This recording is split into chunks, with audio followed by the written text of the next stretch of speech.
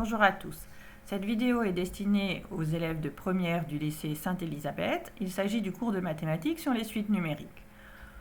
Vous avez reçu en classe, sous format papier, le document de cours ou bien sous format numérique sur École Directe que vous avez imprimé chez vous. Attention, ce document de cours possède un certain nombre de trous. Il s'agit donc de les compléter en suivant ces deux vidéos. La première vidéo vous a montré le paragraphe grand 2, mode de génération des suites. Et je vais maintenant vous montrer le paragraphe grand 3. Donc, je déroule le document pour aller jusqu'au paragraphe grand 3. Vous avez complété le début du document avec la première vidéo. Je continue à dérouler et j'arrive au paragraphe grand 3 qui s'appelle « Sens de variation des suites ». Alors vous allez vous retrouver en terrain connu puisque le chapitre précédent que nous avons fait en classe s'appelait « Application de la dérivée » et que nous avons étudié les variations des fonctions. Eh bien, les variations des suites et les variations des fonctions, c'est pareil. Dans un premier paragraphe de ce cours, vous avez la définition. Une suite est dite croissante si pour tout entier naturel n, on a, et donc là, vous devez le noter sur le document, un plus 1 supérieur à un. Bien sûr, une suite est croissante si ses valeurs augmentent. Donc, le suivant, un plus 1, est plus grand que le précédent un. Ça marche dans l'autre sens aussi. Une suite est dite décroissante si les valeurs diminuent. Donc, un plus 1 est plus petit que un. Et enfin, une suite est dite constante si pour tout entier naturel n, on a un égale, un plus 1 égale un. Donc, tous les termes sont égaux.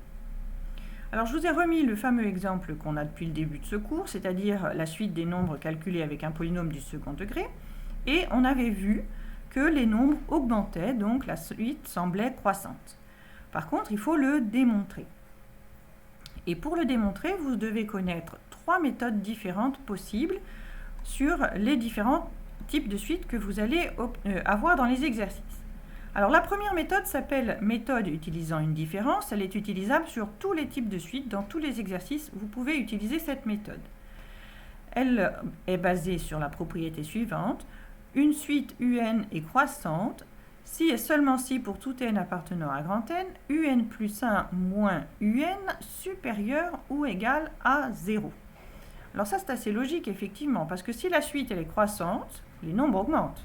Donc un plus 1 est plus grand que un, et si vous faites un plus 1 moins un, vous faites le plus grand moins le plus petit, vous obtenez forcément quelque chose de positif.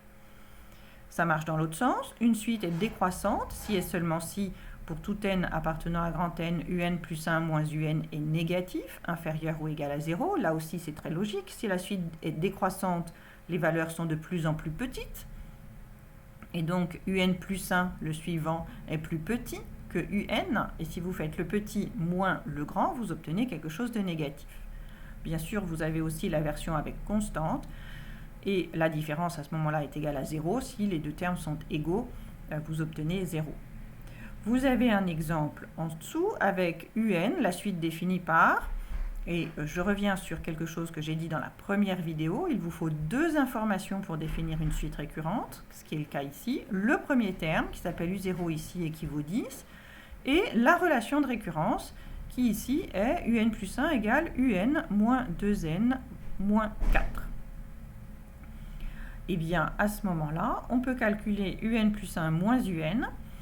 Donc, je reprends la formule, je vais la surligner ici, je la reprends ici, et puis moins un, évidemment, on s'aperçoit qu'on peut simplifier, et il va rester moins 2n moins 4. Alors, tout ça étant négatif, parce que n est un entier naturel, donc un nombre positif, vous faites moins 2, ça fait un négatif, vous enlevez 4, vous avez toujours quelque chose de négatif. Donc, la suite, elle est décroissante en raison de la propriété que nous venons de voir. Deuxième méthode pour démontrer le sens de variation d'une suite, cette méthode utilise une fonction. Alors là aussi, vous allez être en terrain connu puisque nous allons utiliser les variations d'une fonction et justement, c'est le chapitre précédent de ce chapitre sur les suites. Donc, cette méthode est basée sur la propriété suivante. Si une suite un est définie de manière explicite, je vais surligner ce qui est important, ici, là, un égale f de n. On a donc une fonction et une suite explicite. Alors, la suite a la même monotonie que la fonction. Ça veut dire que si l'une est croissante, l'autre aussi. Si l'une est décroissante, l'autre aussi. Si l'une est constante, l'autre aussi. Alors ça, c'est bien pratique parce que démontrer le sens de variation d'une fonction, vous savez très bien faire. On utilise la dérivée. Donc, je vous ai mis toujours le fameux exemple du polynôme du second degré. Et cette fois-ci, on va le mettre avec des x. F de x égale 2x au carré plus 4x plus 89. Et on va le dériver. Elle est dérivable comme tous les polynômes. Et f' de x égale. Donc là aussi, vous devez compléter le document. Cette valeur de la dérivée avait été effacée. Donc 4x plus 4, cette dérivée, c'est une fonction affine. Son coefficient directeur est positif. Ça s'annule en x égale moins 1. Mais moins 1 n'appartient pas à l'intervalle d'étude de notre fonction. Alors ça, c'est très important à noter aussi, c'est-à-dire que les fonctions sont définies pour des réels, qui peuvent appartenir à R, c'est-à-dire de moins l'infini jusqu'à plus l'infini, alors que les suites sont définies sur les entiers naturels, et que les entiers naturels commencent à 0 et terminent à plus l'infini, donc sont forcément tous positifs. Le tableau de variation n'est donc pas à faire sur moins l'infini plus l'infini, mais seulement sur 0 plus l'infini, éventuellement sur 1 plus l'infini, si la suite est commencée à numéroter à partir de 1. Donc la fonction est croissante, la suite est croissante. N'oubliez pas de noter les réponses dans le document. J'arrive à la troisième et dernière méthode que vous devez connaître en première. Cette méthode utilise un quotient, une division. Alors attention, attention, attention, cette méthode n'est utilisable que si tous les termes de la suite sont strictement positifs. Si ce n'est pas le cas, s'il y en a un ou deux ou quelques-uns qui sont négatifs ou qui sont égaux à 0, à ce moment-là, vous ne pouvez pas utiliser cette propriété. Alors la propriété dit la chose suivante. Une suite un est croissante si et seulement si pour tout n appartenant à grand N, un plus 1 divisé par un supérieur ou égal à 1. Là aussi, bien sûr, c'est extrêmement logique. Si la suite est croissante, les valeurs augmentent. Un plus 1, le suivant, est plus grand que un.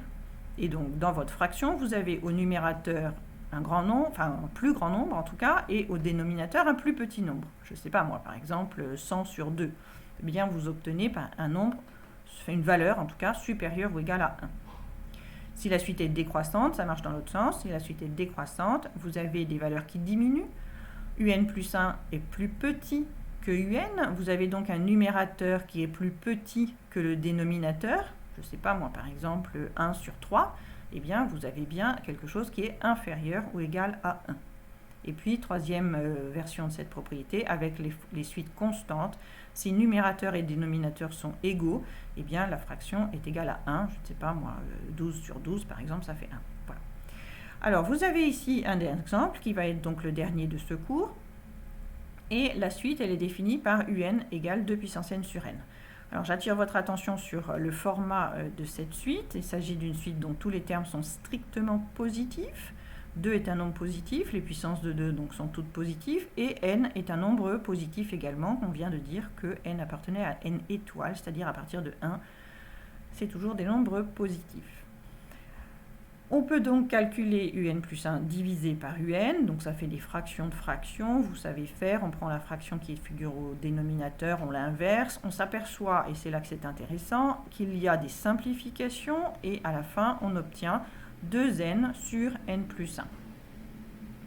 Alors 2n sur n plus 1 c'est plus grand que 1, parce que 2n c'est plus grand que n plus 1, tout ça parce que n est plus grand que 1.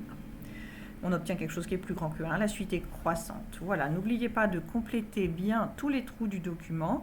Évidemment, c'est un document de cours, donc il faut l'apprendre. Bravo.